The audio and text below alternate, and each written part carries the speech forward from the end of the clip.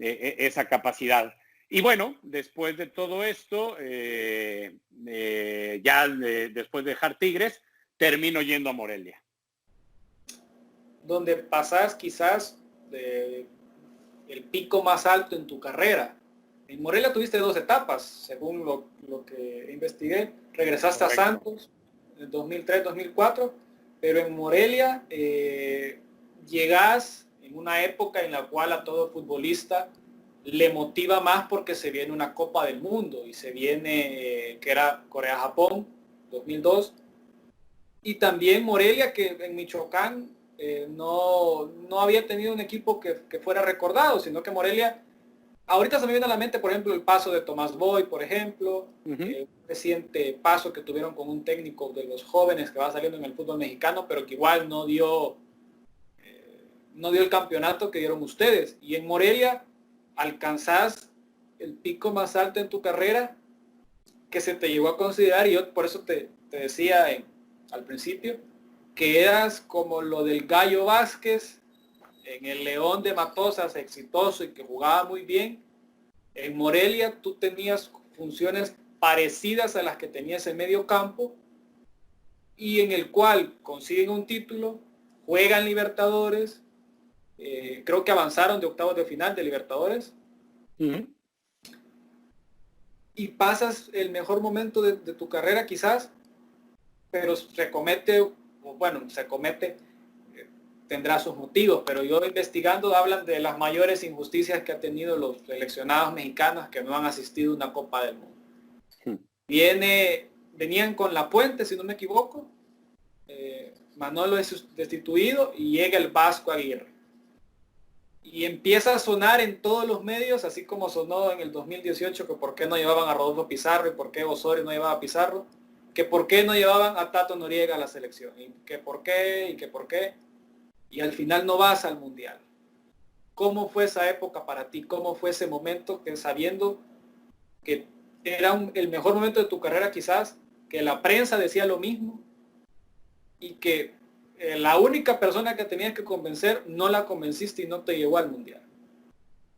Bien dicho. Te hago una precisión para hacer una analogía, ya platicamos de ello. Es verdad que era uno de los momentos más importantes de mi carrera, porque me encontraba muy bien rodeado, porque tenía confianza, porque tenía madurez, ya tenía yo 30 años en ese momento, pero cuando me dicen que fue el mejor momento de mi carrera, yo lo equiparo un poco a lo que yo viví en Monterrey. En Monterrey me tocó tener muy buenos momentos, afortunadamente, lo cual me llevó a ser seleccionado nacional también, con el infortunio que ya te platiqué de tener que detener mi carrera, porque antes de que viene aquella anécdota que ya te platiqué de ser o querer ser contratado por Veracruz y tener que detenerme 6 meses, la última convocatoria de la selección nacional, yo era parte de ella con Bora Milutinovic de entrenador, y me iba muy bien. Yo jugaba en Rayados constantemente, tenía buenas participaciones en términos de asistencias, de goles, asistencias, por cierto, que no se contaban antes como se hace ahora. No tengo ni idea cuántas asistencias habré tenido, pero bueno, lo que te quiero decir es que sí, es verdad, más allá de aquel buen momento con Monterrey, en Morelia estoy más maduro, hay más medios de comunicación, hay más mediciones de todo tipo, etcétera, y sí, sucede esto. Inclusive Javier me llama en algún momento a la selección para disputar la Copa de Oro del mismo 2002, 6 meses antes de la Copa del Mundo. Fuiste capitán, ¿verdad? De esa selección. En uno de los partidos rotaba la capitanía entre, no sé si decir, el de mayor edad o quien él consideraba de mayor jerarquía, pero fui capitán contra Guatemala, un partido que ganamos. En algún otro partido que no jugué, el capitán era Alfonso Sosa, y desgraciadamente nos elimina en penales. Alfonso Sosa es el técnico del ascenso, que ha subido un par de equipos del ascenso. San Luis. San Luis, sí, lo recuerdas bien. San Luis, el más reciente de ellos, sí, por supuesto. Ese equipo de Copa de Oro es eliminado en penales por Corea del Sur, que dirigía Gus Hiddink. Y hubo una gran crítica en México porque decían, ¿cómo va a perder contra Corea del Sur, que es un equipo que no tiene nivel. Ese Corea del Sur, 4 o 5 meses después, fue tercer lugar general, no sé si tercero o cuarto, no recuerdo si el partido de tercero o cuarto lugar contra Turquía lo gana o lo pierde Corea del Sur, ese mismo que nos eliminó. Es decir, no era tan malo ese Corea del Sur, era bastante bueno, dirigido por un entrenador de renombre mundial como lo era Gus Hiddink. Pero bueno, sí, más allá de que Javier me llama a esos partidos de Copa de Oro y que yo me sentí bien porque realmente andaba bien, pues decide no llamarme a la convocatoria de la selección, lo cual por supuesto me duele. Yo tenía mucha ilusión y estoy seguro que podría haber aportado, pero fíjate que no me marcó en el sentido de que no me frustró, ni me generó resentimiento, ni demasiado dolor en lo absoluto. Ya retirado, cuando me empiezo a dedicar a los medios de comunicación y la gente te evalúa, porque en ese momento yo sabía que no era una decisión mía, ¿no? Era una decisión de otra persona y era subjetiva completamente. Yo había hecho lo que me correspondía y me sentía tranquilo conmigo mismo de no haberme equivocado. Tiempo después sí veo que me hubiera hecho mucho bien porque te recuerdan como el mundialista y jugó un mundial y pareciera que eres mejor jugador que lo que fuiste cuando eres el mismo. Eres el mismo jugador que hizo lo mismo. Una decisión subjetiva de alguien te hace o no estar. Seguramente a muchos de los jugadores que fueron a esa convocatoria o a otras, pues no se les recuerda su carrera tan bien, pero fueron a un mundial finalmente, ¿no? Son cuestiones que suceden y las utilizo como experiencia de vida. Hoy en día yo les digo a mis hijos, ustedes hagan lo que les corresponde para un examen, por ejemplo. Prepárate bien, haz todo lo posible, siéntete tranquilo y en el momento del examen llévalo a cabo con toda esa seguridad de haber sido responsable, de haber hecho lo que debías. Después, la calificación depende de factores que no están en tus manos. Si el maestro califica de una manera diferente a la que tú pensabas o interpreta algo que tú hiciste de manera distinta, eso no importa. Pero bueno, con eso contesto que así viví, ¿no? Esa situación, porque me lo preguntan mucho y hubiera sido muy bonito jugar un mundial, pero tampoco me frustró, como te decía, ni mucho menos. Similar a lo que pasó cuando viene el Vasco Aguirre de nuevo, venían con Sven-Goran Eriksson en el 2009 en Hexagonal y vuelven a traer al bombero y traen aquí al Vasco Aguirre en el debut, por cierto, 2-1 en el 2009 y que al final clasifican a la Copa del Mundo y vuelve a prescindir de un volante que pudiera haber desempeñado de contención, el cual fue Jonathan Dos Santos, que decide llevar al Bofa Bautista y me recuerdo que fue un gran boom porque decían que el Bofo, que porque el Bofo y al final decide llevar a Jonathan Dos Santos. Entonces no era la primera vez que Javier Aguirre decidía prescindir tal vez de alguien del mediocampo. Y después lo vi con Osorio, que decidió dejar fuera a Jesús Molina, por ejemplo, en el 2018 y que por qué no lo llevaban. La verdad que ustedes tienen un montón de presión por los medios de comunicación y porque los medios hablan mucho y la selección mexicana siempre dicen que la silla del técnico es una silla caliente, hasta tal punto que la comparan con la del presidente. Entonces, me recuerdo y trato de imaginar cómo fue en esa época y después, o mejor dicho, durante esa época de mundial tenés una llamada que trato de pensar que fue como tu primer contacto con los medios de comunicación y me imagino que José Ramón Fernández en TV Azteca, si no fue él, corrígeme, te invita a formar parte de una mesa la cual están repartidos muchísimos en los medios. Tenés la oportunidad de compartir con César Luis Menotti, alguien importante para el fútbol argentino, con Cristian Martinoli, por ejemplo, para mí uno de los mejores narradores que tienen ustedes en México, Luis García, que también era futbolista. Y TV Azteca se transforma en tu lugar de trabajo durante la Copa del Mundo.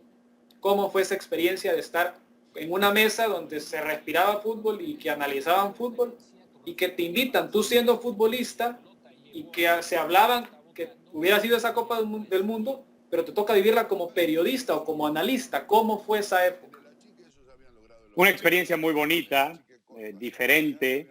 de aprendizaje. Te cuento que yo ya había terminado mi carrera en Ciencias de la Comunicación y que ya realizaba algunos ejercicios, sobre todo en radio y medios escritos, alguna revista. Tenía yo mi columna semanal, también en una diversidad de programas de radio participaba continuamente. Entonces ya se me empezaba a conocer como alguien que estaba metido en ese medio, a pesar de seguir jugando, porque lo hacía como futbolista. Y como bien lo dices, TV Azteca, en donde José Ramón Fernández era un líder, como lo ha sido en toda su carrera, y además tenía un puesto directivo, me habló directamente y me hizo la invitación durante mi pausa como futbolista, porque era entre un torneo y otro. Yo estaba de vacaciones por no haber sido convocado a la selección. Y bueno, me invita a ir. Fue una anécdota simpática porque yo le dije, oye, José Ramón, yo tenía dos niños chiquitos, bebés. Y le dije, yo quiero estar con mis hijos durante mis vacaciones, luego me voy de pretemporada y no los veo. Y me dijo, tráetelos. Entonces me fui con mi mujer, mis hijos y mi mamá. Ellos vacacionaron mientras yo trabajé en Corea y Japón. Y fue una experiencia maravillosa porque ya mencionaste algunos de los grandes comunicadores que ya estaban desde entonces, pero le sumo, por ejemplo, a grandes amigos y grandes comunicadores también como Rafa Puente y Roberto Gómez Junco, que estaban por ahí también ya participando. Así es que aprendí mucho, fue una gran experiencia, me permitió empaparme con el mundo de la tele, que ese sí no lo había vivido anteriormente. ¿Y quién iba a decir, no? Años después me iba a dedicar durante muchos años a eso mismo. Sí, yo veía y busco imágenes de esa época, en la cual Menotti, Rafa Puente, tú eres muy parecido al estilo de Gómez Junco, en el sentido que no veo que se enganchen, a pesar que tienen a compañeros que tal vez quieren subir la polémica y prender la mesa, siempre relajado, siempre tranquilo, pero con conocimiento de fútbol. Y Gómez Junco fue un gran mediocampista, según lo que leo, de equipos del norte. Creo que Tigres fue el equipo donde jugó. Y Monterrey también. En Monterrey, entonces jugó con ambos equipos de Clásico Regio. Entonces, y veo y me parecía curioso, porque que un futbolista que esté siendo tal vez colocado en una selección y el cual no va, decide meterse al medio y analizar un mundial, el cual habla de tu humildad, porque muchos hubieran dicho, no, yo prefiero estar en desconectarme del mundo porque fue un golpe durísimo el cual recibí. Bueno, pues te lo agradezco.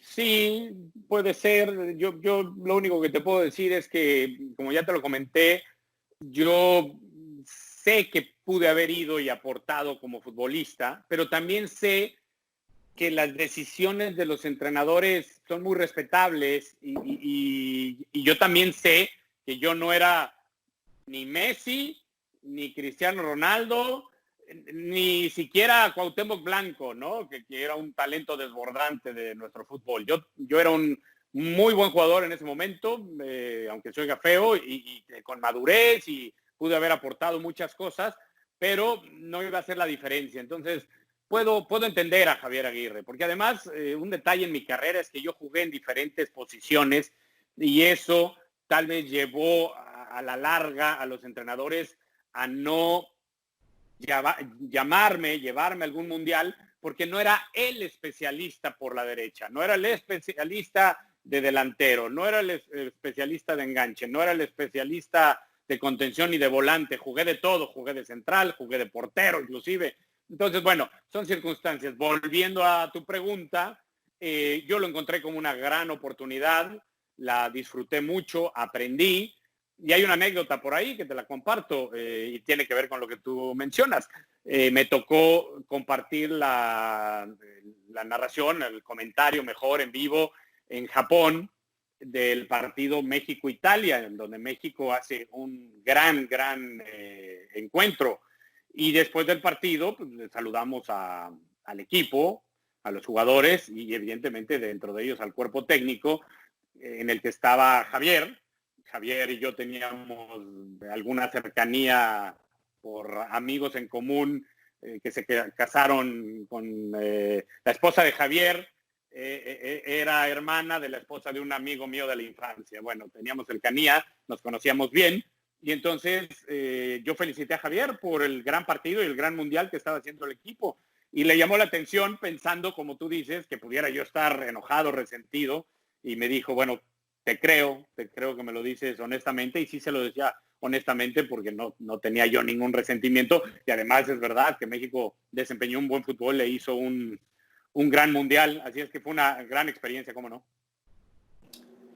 La verdad que te agradezco por abrir este baúl de los recuerdos y sacar estas anécdotas que van enriqueciendo una plática, porque al final es una entrevista, pero siento que estamos platicando de fútbol, de tu vida, y te agradezco mucho. Terminas tu carrera como futbolista y tienes un paso por la dirección deportiva, no dirección técnica como tal, sino dirección deportiva, como lo que hoy es Peláez, como lo que en su momento fue Paco de Anda, quien fue tu compañero también en Chivas, en Pachuca. ¿Cómo fue ese pequeño tiempo en el cual tú desempeñaste cargos de ser director deportivo? Es correcto lo que dices, soy director deportivo. Te cuento, ya recordaste tú en algún momento que yo después de llegar a Morelia, regresé a Santos a jugar, y después de Santos regresé a Morelia a jugar, en donde me retiré. ¿Por qué recuerdo esto? Porque estando en Morelia, y ya habiendo tenido 2 pasos por Santos como jugador, en donde me encontré muy bien, llevé muy buena relación a nivel directivo, a nivel afición, etcétera, pues, y ya estando por cumplir, yo cumplía 35 años unos días después de estar de vacaciones, por regresar a la pretemporada para seguir jugando con Morelia, porque yo tenía contrato vigente.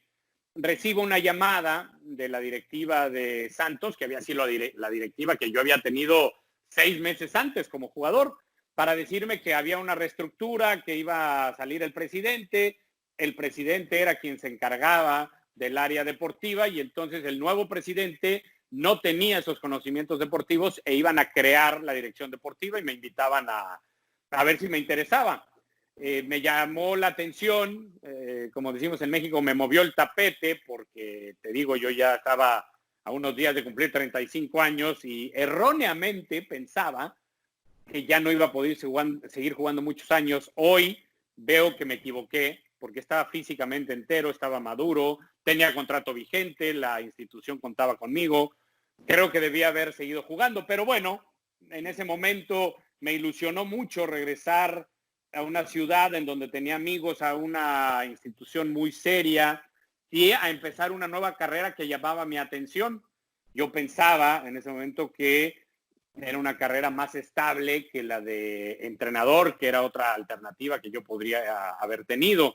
Y bueno, entonces acepto la invitación, me retiro. Morelia se porta muy bien porque me abre las puertas a ir a entrevistarme, me abre las puertas a tomar la decisión y a rescindir mi contrato que estaba vigente.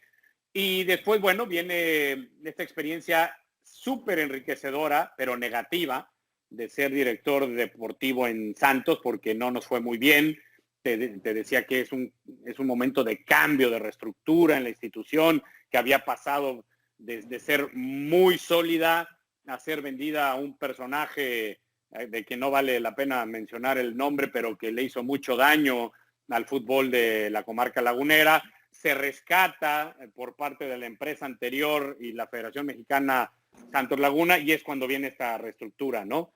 La verdad es que nos costó mucho trabajo, nos equivocamos en mucho. Yo estaba joven, inmaduro, hice cosas que no debía haber permitido, debía haber sido más firme en algunas, no tomé decisiones cuando debía haberlas tomado, permití que las tomara alguien por mí, algunas que tomé me equivoqué, en fin, fue una experiencia, como te digo, enriquecedora, pero no positiva en cuanto a que no conseguí objetivos que yo hubiera tenido. Y de ahí, seguramente será tu siguiente pregunta, fui a ocupar el mismo cargo a Morelia, ya un poco más maduro, con mayor conocimiento, pero después de 2 años me di cuenta que no había la estructura y las condiciones para que yo siguiera por ese camino. Me desilusioné un poco porque yo soy un poco estructurado, un poco creyente de proyectos muy claros, de procesos, de procedimientos, de ideología, de filosofía. No los encontré muy arraigados y bueno, entonces me terminé haciendo a un lado de común acuerdo, por supuesto. Tampoco fue buena aquella experiencia y después de eso pues no he vuelto a fungir ese puesto, ¿no? Esa labor. Y vas a otro rubro relacionado al deporte, en el cual es el que yo te conozco debido a mi edad, que te empiezo a ver en televisión, que empiezo a escucharte cómo analizas y formas parte de ESPN, una cadena, como te digo, que nosotros somos muy influenciados por México, y te veo en Fuera de Juego. Algunas veces viajabas a México a hacer programas para Picante, te veía en Picante, y ahí voy notando la calidad en la cual tú te expresas del fútbol, y como te decía, esos conceptos que tú mencionas como director deportivo que querías de tu equipo, te la veo que sos fan de Guardiola, del estilo de juego de Guardiola, y empiezo a notar que sos una como enciclopedia de fútbol, y que de verdad sentís el deporte, que sentís el fútbol. Creo que tú estuviste comentando la final de la 10ª, creo que Hugo Sánchez estaba ahí, y estaba mi paisano, como ustedes dicen, Fernando, y pasás buenos momentos en televisión y en ESPN. ¿Cómo fue esa etapa? ¿Cómo fue el hecho de estar en el líder mundial de deportes, como se le conoce, ¿verdad? Bueno, pues por la invitación que me hacen, después de aquellas experiencias como director deportivo, tuve el único año de mi vida fuera del fútbol en casi toda mi vida, ¿no? Es decir, de que salgo de Morelia como director deportivo a que me invita a ESPN a venir a trabajar con ellos.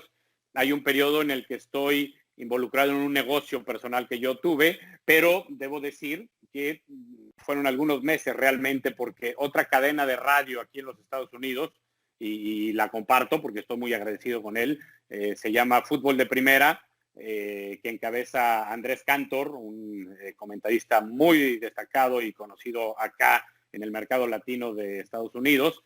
Él es argentino de nacionalidad. Me invitó, él tiene los derechos de la selección mexicana en radio para todo el territorio de los Estados Unidos, y me invitó unos meses después de aquella salida de Monarcas Morelia como director deportivo a comentar los partidos de la selección mexicana con él. Y yo interpreto que ESPN escucha aquellos partidos con Andrés y me invitan a sumarme a su gente que lleva a cabo pues, la cobertura de todos los eventos de los que tiene derechos ESPN. Vine, conocí, me gustó, y con mi esposa decidimos que era una buena oportunidad, no solamente profesional, sino personal, por venir a vivir a Estados Unidos, a una zona muy bonita, de calidad de vida, de calidad escolar, además. Y por eso acepté, y como bien dices, pues fueron aproximadamente, no, exactamente 10 años trabajando, saliendo en pantalla para ESPN, con la fortuna de cubrir grandes eventos, ¿no? Como Champions League, como Copas Europeas, Eurocopas, mejor dicho, eventos en México a los que fui invitado, ligas como la Premier League, como la Bundesliga, en fin, muchísimas cosas de las cuales aprendí mucho. Yo te agradezco lo que dices, pero soy todo menos una enciclopedia del fútbol, porque abiertamente te digo que de lo peor que tengo es mi memoria. No soy muy bueno para retener. Lo que sí considero es que me gusta tanto y le he dedicado tanto tiempo al fútbol toda mi vida que considero tener capacidad de análisis. Me gusta mucho la cuestión táctica, las estrategias, y eso es lo que más me atrae. La verdad que escucharte hablar en televisión era, en lo personal, como estudiante de comunicaciones y como joven que quiere entrar a los medios y que por eso usted empieza a emprender desde donde, como decimos nosotros aquí, desde nuestra trinchera, podemos empezar a hacer, y por eso he comenzado. Sos para mí un referente en el sentido del que hablas y cómo te expresabas del fútbol, del juego, y por eso cuando decís lo de que tú en tus etapas decías del proceso, del director deportivo y procesos y una filosofía de juego, se ve plasmada y sos congruente tus acciones con tus palabras, porque cuando estabas en una mesa apoyabas lo mismo y mencionabas lo de Guardiola y que el proceso y la filosofía de juego de Guardiola y que poner encima el juego por el simple hecho de ganar un título, es mejor jugar bien, porque jugando bien te acercas más a ganar un título o a conseguir cosas importantes. Entonces, marcaste una buena época en los medios. Te escuchábamos en El Salvador, yo lo comentaba con mis compañeros, mis amigos, lo que habla Tato, lo como dice, por ahí nos enganchábamos entre nosotros, pero por cosas que escuchábamos de ustedes. Entonces, pero ¿qué es ahora de Tato? Mucha gente se pregunta qué es Tato Noriega, qué está haciendo, por qué ya no lo vemos en televisión. Antes de meterme en eso, y agradeciendo enormemente tus palabras, da gusto saber que lo que uno ha hecho con naturalidad, pero también con responsabilidad, con una idea. Te digo que yo estudié comunicación y lo más básico de la comunicación, que lo recuerdo muy bien dentro de las enseñanzas que tuve en la carrera, fue informar, entretener y educar. Y eso lo tuve muy presente todo el tiempo que me dediqué a ello, y da gusto saber que por ahí algo se consiguió. Y la segunda cosa que te diría es, sí, es verdad, lo lees muy bien, me gusta el guardiolismo, me gusta el estilo que Guardiola hoy representa, porque por supuesto Guardiola tiene sus propias referencias previas, ¿no? Cruyff, Bielsa, etcétera, ¿no?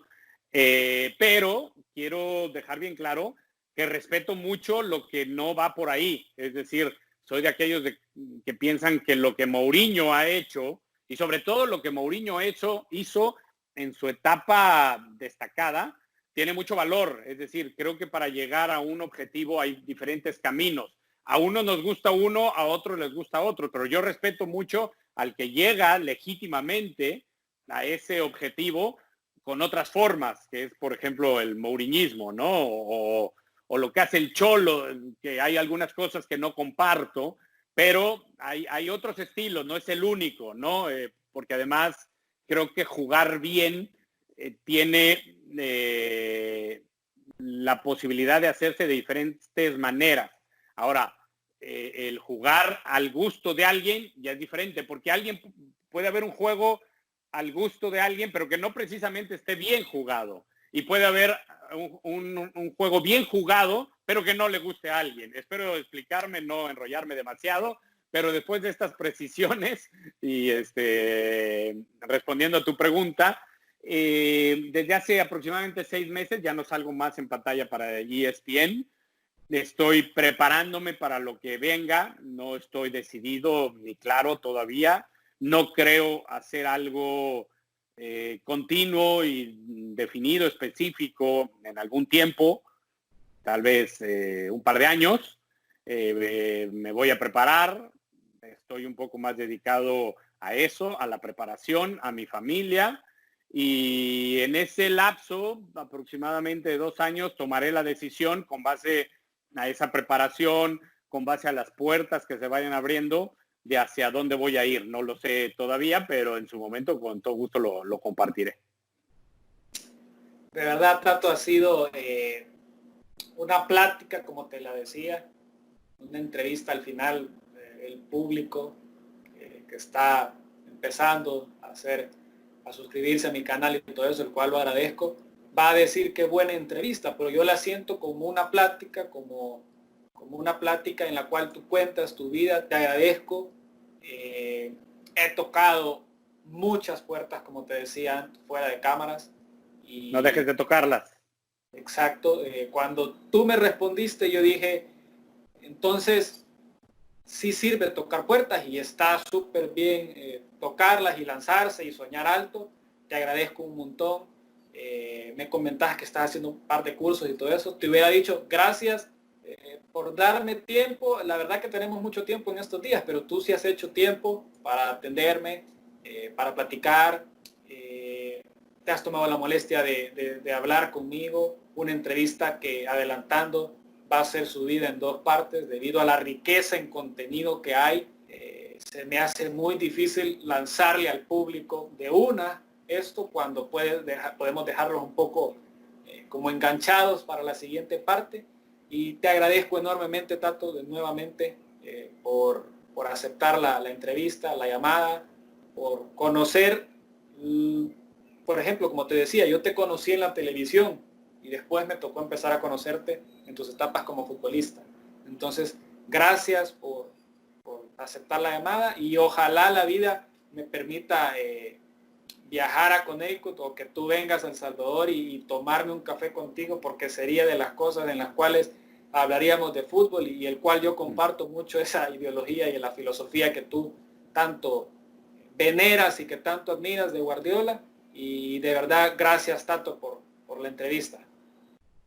No, al revés, Frank, yo te agradezco a ti que te hayas comunicado, que te tomes el tiempo, que me contagies con tu energía de juventud, con tu búsqueda. Eso es muy valioso de allá para acá también. Es un gusto. Yo creo que tenemos cierta responsabilidad todos aquellos que desempeñamos una profesión, labor pública, cualquiera que sea. Así es que un placer. Estoy a la orden. Cuando quieran, un saludo a todo tu auditorio. Ojalá que crezca mucho y estoy seguro que algún día yo te devolveré ese toque de puerta para cuando seas famoso y destacado, saludarte y tomarnos un segundo café, porque el primero seguramente se dará. ¿Ok? Hombre, gracias, ojalá y Dios te escuche. Y de verdad, nuevamente gracias. Este fue José Antonio Noriega, Tato Noriega, sí, el mismo que escuchaban en la televisión, el que veían, el que escuchaban en sus partidos. Ese mismo habló conmigo y el cual queda guardado en mi corazón por ser de esas figuras que yo admiré en su momento. Gracias nuevamente a todo el público que me sigue y estén pendientes de la próxima entrevista porque esperamos tener a figuras como la de Tato. Un gustazo.